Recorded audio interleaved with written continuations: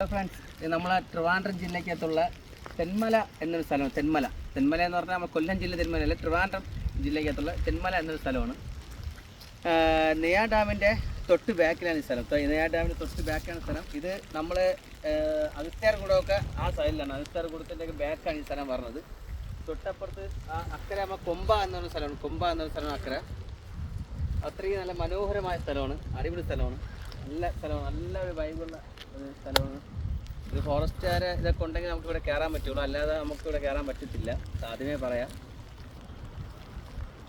ഇത്തിരി നല്ല വൈബുള്ള സ്ഥലം ട്രിവാൻഡ്രത്തുണ്ടാന്ന് ചോദിച്ചാൽ ഉണ്ട്.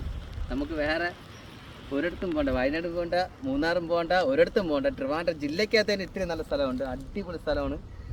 ആൾക്കാർക്കൊക്കെ നെയ്യാർ ഡാമൊക്കെ വരുമ്പോൾ അവിടെ ഫോറസ്റ്റ് ചോദിച്ചു കഴിഞ്ഞാൽ കൊമ്പ എന്നൊരു സ്ഥലത്ത് പോകാൻ പറ്റും. കൊമ്പയിൽ പോയി കഴിഞ്ഞാൽ ഈ സ്ഥലങ്ങൾ കാണാൻ പറ്റും. അപ്പോൾ ഫ്രണ്ട്സ്